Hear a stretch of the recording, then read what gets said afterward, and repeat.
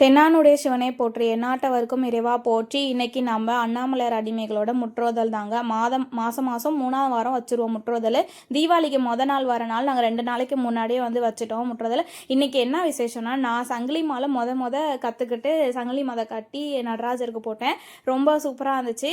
அதுவும் இல்லாமல் எங்கள் கல்யாண நாள் வேறையா, அப்புறம் அடியாருங்களுக்கு எல்லாத்துக்கும் ஸ்வீட்டு காரம் அது மாதிரி கொடுக்கணும். அப்புறம் தீபாவளினால் ஸ்வீட்டு காரம் எல்லாம் அரேஞ்ச் பண்ணிகிட்டு இருந்தோம். அதில் ஒரு பதிகம் வரும், பூசுவதும் வெந்நீர், அந்த பதிகம் வரலாம். தியாகேஷ்க்கு திருநீர் எடுத்து கொடுக்க சொன்னால் அவனும் எல்லாரும் அடியார்கள்ட்டையும் ஆசீர்வாதம் வாங்கிட்டு அவனும் எல்லாத்துக்கும் பூசி விட்டுட்டு இருந்தான். அதுக்கப்புறம் 50வது பதிகம் எல்லாருமே சேர்ந்து தான் பாடுவோம். ஒவ்வொரு பதிகம் ஒவ்வொருத்தவங்க பாடுவாங்க. 50வது பதிகம் மட்டும் எல்லாருமே சேர்ந்து பாடுவோம்.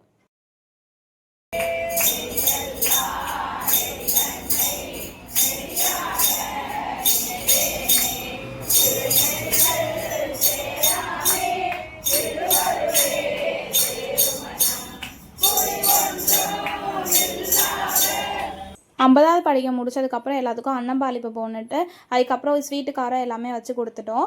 எங்களுக்கு என்னென்னா சீக்கிரமாக 2 மணிக்கெலாம் முடிக்கணும். ஏன்னா பிள்ளைங்கள்லாம் ஸ்கூலுக்கு போயிருக்குங்க, மழை நேரம், எல்லோரும் சேஃபாக வீட்டுக்கு போகணும் அப்படின்னு 2 மணிக்கெலாம் முடிச்சிட்டோம். இந்த ஸ்வீட் நான் எங்கே வாங்கியிருந்தேன், எங்கள் ஏரியாவில் உள்ள ஜோதி பேக்கரியில் தான் வாங்கியிருந்தேன். திருச்சியில் இது நல்லாயிருக்கும். 3 பிரான்ச் இருக்குது. இந்த பேக்கிங் எனக்கு ரொம்ப பிடிச்சிருந்துச்சி. நான் என்ன பண்ணேன், ஸ்வீட் எல்லாத்தையும் கொடுத்துட்டு கருவேப்பிலை கொத்தமல்லி போட்டு வைக்கணும்னு அந்த டப்பா வீட்டுக்கு எடுத்துகிட்டு வந்துட்டேன். நம்ம எப்போவுமே டப்பா பைத்தியா 4 டப்பா வீட்டுக்கு எடுத்துகிட்டு வந்துட்டேன். தீபாவளி வந்துருச்சு. Wish you happy Deepavali. சேஃபாக வெடி விடுங்க. இந்த வீடியோ உங்களுக்கு பிடிச்சிச்சுன்னா லைக் பண்ணுங்கள், ஷேர் பண்ணுங்கள்.